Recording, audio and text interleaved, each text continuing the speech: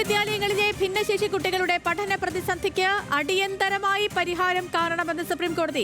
Special എഡ്യൂക്കേറ്റർമാരുടെ ഒഴിവുകൾ 3 മാസത്തിനകം കണ്ടെത്താൻ സംസ്ഥാനങ്ങൾക്ക് കോടതി നിർദ്ദേശം നൽകി. ഈ തസ്തികകളിലേക്ക് സ്ഥിരം നിയമനം നടത്താനും കോടതി നിർദ്ദേശിച്ചു. മറ്റ് അധ്യാപകർക്ക് തുല്യമായ സേവന വേതന വ്യവസ്ഥകൾ കോടതി നൽകണമെന്നും പറഞ്ഞു. കാലമായി കേരളത്തിലെ പൊതുവിദ്യാലയങ്ങളിൽ ജോലി ചെയ്തു വന്നിരുന്ന സ്പെഷ്യൽ എഡ്യൂക്കേറ്റർമാരുടെ ഏറെക്കാലത്തെ ആവശ്യമാണ് മാർച്ച് 7 സുപ്രീം കോടതി വിധിയിലൂടെ ഉണ്ടായിട്ടുള്ളത്. വിവിധ കേന്ദ്ര പദ്ധതികളുടെ കീഴിലായതുകൊണ്ട് തന്നെ മാന്യമായ സേവന വേതന വ്യവസ്ഥകളില്ലാതിരുന്ന ഒരു പ്രത്യേക സാഹചര്യത്തിലാണ് 28/10/2021 സുപ്രീം കോടതി വിധി നടപ്പിലാക്കി കിട്ടണമെന്ന ആവശ്യവുമായി കേരള റിസോഴ്സ് ടീച്ചേഴ്സ് അസോസിയേഷൻ നിയമ പോരാട്ടത്തിനിറങ്ങിയത്.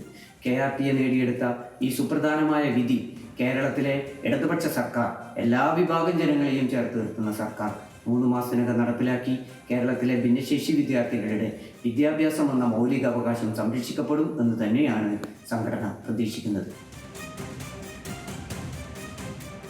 ഇത് സംബന്ധിച്ച ഹർജി 3 മാസത്തിനു ശേഷം വീണ്ടും കോടതി പരിഗണിക്കും. വിവരങ്ങളുമായി രതീഷ് വാസുദേവൻ ചേരുന്നുണ്ട്. നമുക്കിപ്പം രതീഷ്, നേരത്തെ ഇതുമായി ബന്ധപ്പെട്ടുള്ള ഒരു വാർത്ത രതീഷ് തന്നെ ന്യൂസ് മലയാളത്തിലൂടെ പ്രേക്ഷകരിലേക്ക് എത്തിച്ചതാണ്. ഇപ്പോൾ ഈ പ്രശ്നത്തിന് അടിയന്തരമായി പരിഹാരം കാണണമെന്നാവശ്യപ്പെട്ടുള്ള സുപ്രീം കോടതി ഇടപെടൽ കൂടി വന്നിരിക്കുന്നു. വിവരങ്ങൾ പറയാം. Good morning Ratheesh.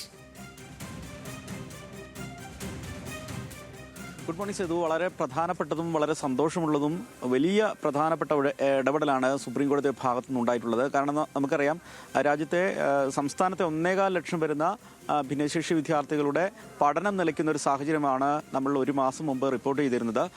ഇതേ തുടർന്നുണ്ടായ നിരവധി ചർച്ചകൾ ഈ അധ്യാപകർ ഉൾപ്പെടെയുള്ള ആളുകൾ ഹൈക്കോടതിയും കോടതിയും ഒക്കെ സമീപിക്കുന്നു. അതിൻ്റെ കൂടെ ഭാഗമായിട്ടാണ് സുപ്രീം കോടതി ഈ നിരീക്ഷണം നടത്തുന്നത്.